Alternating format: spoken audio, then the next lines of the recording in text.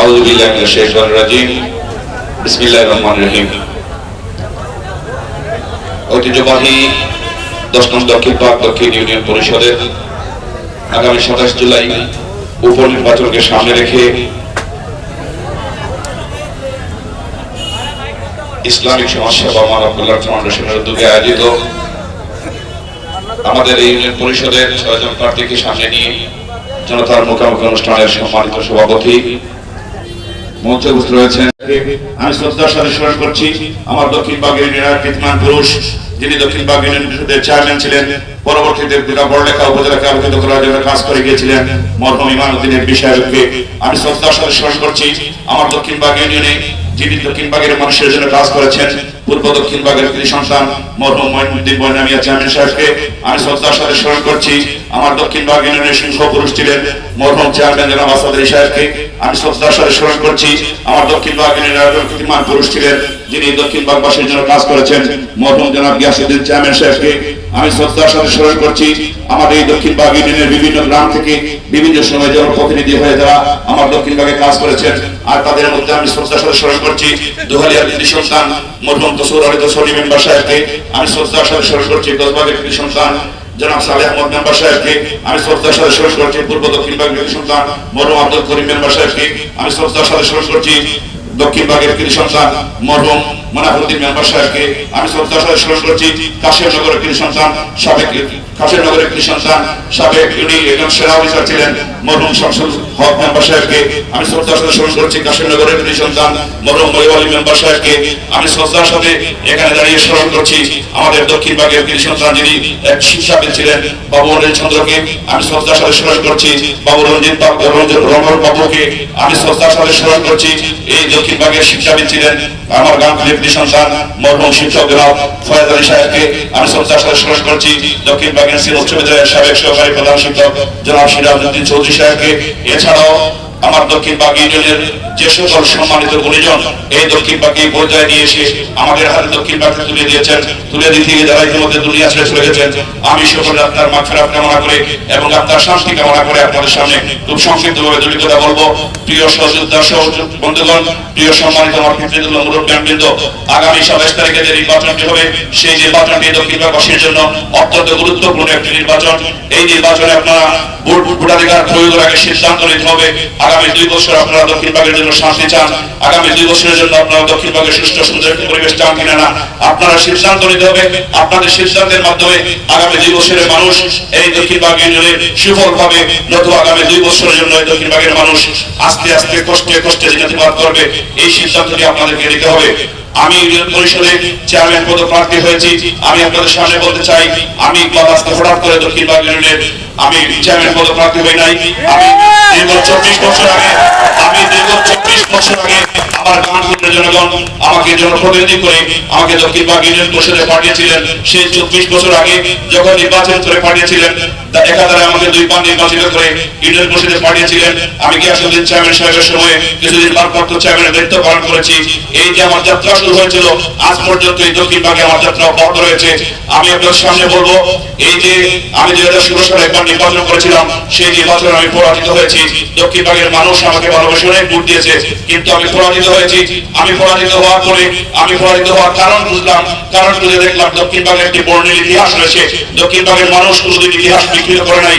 সেই ইতিহাসটি হচ্ছে আপনারা সবাই জানেন মরহুম ইমানুদ্দিনের চেয়ারম্যান সাহেব যখন নির্বাচন করেন তখন এই দক্ষিণবাগের সিংহ পুরুষ ছিলেন আসাদ আলী চেয়ারম্যান সাহেব, দুজন সিংহ একসাথে নির্বাচন করেছিলেন। কিন্তু দক্ষিণবাগের মানুষ সেই যে বিবেচনা নিয়েছিল আসাদ আলী চেয়ারম্যান সাহেব সেনাবাহিনী থেকে সে নির্বাচন করছেন আর ইমানুদ্দিন চেয়ারম্যান সাহেব এই এলাকার মানুষের কাজ করছেন দীর্ঘদিন থেকে। সেই হিসাবে দক্ষিণবাগের মানুষ মনে করেছিল ইমানুদ্দিন চেয়ারম্যান সাহেব আসাদ আলী চেয়ারম্যান সাহেব থেকেও যোগ্যতম ব্যক্তি, তাই সেই নির্বাচনে আসাদ আলী চেয়ারম্যান সাহেবকে ভোট না দিয়ে ইমানুদ্দিন চেয়ারম্যান সাহেবকে যোগ্যতার ভিত্তিতে ভোট দিয়ে নির্বাচিত করেছিলেন। এবং নির্বাচিত হওয়ার পরে আসাদ আলী চেয়ারম্যান পরাজিত হওয়ার পরে বিগত 5টি সনের পরবর্তী 5টি বছর দক্ষিণবাগের মানুষের জন্য যে কাজ করেছিলেন, পরবর্তী নির্বাচনে এসে যোগ্যতার ভিত্তিতে আসাদ আলী চেয়ারম্যান সাহেবকে নির্বাচিত করেছিলেন।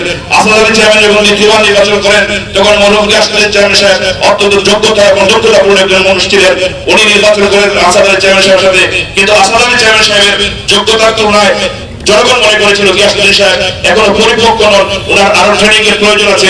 সেজন্য প্রথম নির্বাচনে গিয়াসউদ্দিন সাহেবকে পরাজিত চেয়ারম্যান সাহেবকে নির্বাচিত করেছিলেন, আসাদ গিয়াসউদ্দিন চেয়ারম্যান সাহেব যখন দ্বিতীয় নির্বাচন করেন, ওনার সাথে যারা প্রতিদ্বন্দ্বিতা করেছিলেন এই দক্ষিণবঙ্গের মানুষ সেটি বিবেচনায় নিয়েছিল। আজকে গিয়াসউদ্দিন চেয়ারম্যান সাহেব পরিপক্ক হয়েছে, আজকে গিয়াসউদ্দিন সাহেবকে ভোট দিয়ে আমরা নির্বাচিত করতে পারি। গিয়াসউদ্দিন চেয়ারম্যান সাহেব দ্বিতীয় নির্বাচনে সে নির্বাচিত হয়েছেন। আমি যে কথাটি বললাম, আমি ইতিহাস থেকে দেখেছি দক্ষিণবঙ্গে যারা নির্বাচিত হয়েছেন যোগ্যতা সম্পন্ন ব্যক্তি নির্বাচিত হয়েছেন, দক্ষিণবঙ্গের মানুষ যোগ্য মানুষকে ভোট দিয়েছে। তাই আমি আজকে আপনাদের সামনে বলতে চাই, আমি 16 সালে আমার বয়স কম ছিল, এই দক্ষিণবঙ্গের মানুষ বয়সের স্বার্থে আমাকে বিবেচনা করেছেন, মনে করেছেন আমাকে এই বয়সে যদি নির্বাচিত করেন হয়তো আমার বয়সের ভুল হতে পারে, আমার বয়স কম, বয়সের ভুলের কারণে ইউনিয়নের ক্ষয়ক্ষতি হতে পারে, তাই সেই কথা বিবেচনা করে মানুষ আমাকে সেটা নির্বাচিত করেন নাই। আজকে 9 বছর পরে এসে 2024 সালে আমি বিশ্বাস করি সেই ইতিহাস দক্ষিণবঙ্গে রয়েছে, সেই ইতিহাসকে ধারাবাহিকতা রক্ষা করতে গেলে দক্ষিণবঙ্গের মানুষ আমাকে চশমা মাথায় ভোট দিয়ে নির্বাচিত করবে।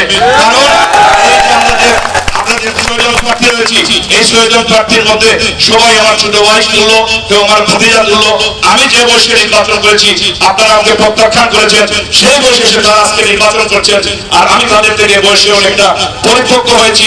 দীর্ঘ 24 বছর ট্রেনিং নিয়ে আমি আজকে চেয়ারে আসার জন্য আসছি। তাই আমি আপনাদের কাছে অনুরোধ করবো, যেহেতু সময় সংক্ষিপ্ত, আপনারা আগামী 27 তারিখ ভেবে চিন্তে আমার চশমা প্রতীকে ভোট দিয়ে আমাকে নির্বাচিত করবেন। আমি নির্বাচিত হলে যে কাজগুলি করব, আমি প্রথমে যে কাজটি করব, এই দক্ষিণবঙ্গের মানুষের চলাফেরার জন্য সুন্দর একটি পরিবেশ তৈরি করে দেব। যতক্ষণ পর্যন্ত টেকসই পরিবেশ না হবে ততক্ষণ পর্যন্ত উন্নয়নের গুলিগুলি কোনো লাভ হবে না। এই টেকসই উন্নয়ন করতে গেলে সুন্দর পরিবেশ দরকার, আমি সুন্দর পরিবেশ তৈরি করে দেব। আমি আপনাদেরকে বলে দিতে চাই, আমি যদি নির্বাচিত হই, আপনারা আমাকে নির্বাচিত করেন, আমাদের এই গরিবের যে বৈষম্য রয়েছে আমি সমাজ থেকে সেই বৈষম্য তুলে দেব। এবং সর্বোপরি আমি যে জিনিসটি করবো, আমাদের এই দক্ষিণবঙ্গে গরু চুরির হিড়িক শুরু হয়েছে, আগর গাছ চুরির হিড়িক শুরু হয়েছে। আমি যদি নির্বাচিত হই, আমি যদি নির্বাচিত হই, আপনারা দরজা করে আপনারা গোয়াল করে গরু রেখে ঘুমাবেন, সকালে করে সেই গরু জায়গা পাবেন, আপনার আগর গাছ যেটা লাগিয়েছেন সেই গাছ আপনি জায়গা পাবেন, কোনো চোরের শক্তি হবে না।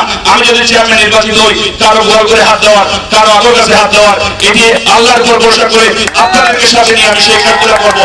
এখানে লম্বা চড়া কোনো কথা বলবো না, মাত্র 2 বছর সময়, এই 2 বছরে অনেক উন্নয়ন করা যাবে না, কিন্তু আমি যে উন্নয়নের জন্য একটি পরিকল্পনা করব, যে গ্রামে উন্নয়ন আগে প্রয়োজন অনুযায়ী আমি প্রত্যেকটি গ্রামে আমি আমার উন্নয়ন কার্যক্রম পরিচালনা করব। আমি উন্নয়ন পরিষদে নির্বাচিত হয়ে যদি যাই, আপনাদেরকে সর্বশেষে যে কথা বলবো, আমার জীবন দশে আমি এমন কোনো কাজ করবো না যাতে করে আমার ইউনিয়নের মান মর্যাদা নষ্ট হয়। আমি এমন কোনো কাজ করবো না যাতে করে আমার মুরব্বিয়ানরা আমার কারণে লজ্জিত হবেন। আমি দিবস সমাজের বলতে চাই, আমি যদি নির্বাচিত হই, কিরাঙ্গনের কথা আছে, আমি পরবর্তী আমার নির্বাচনী সময় এসে আমি ইশতেহার দেবো। আমি শুধু এটুকু বলবো, আমি যদি নির্বাচিত হই তাহলে আপনাদেরকে সাথে নিয়ে এই দক্ষিণবঙ্গের কার্যক্রম পরিচালনা করবো।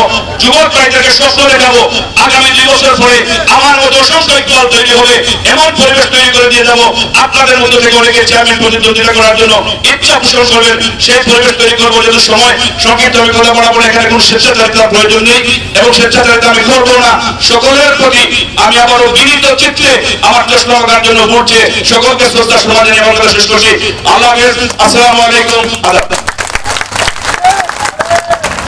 ধন্যবাদ।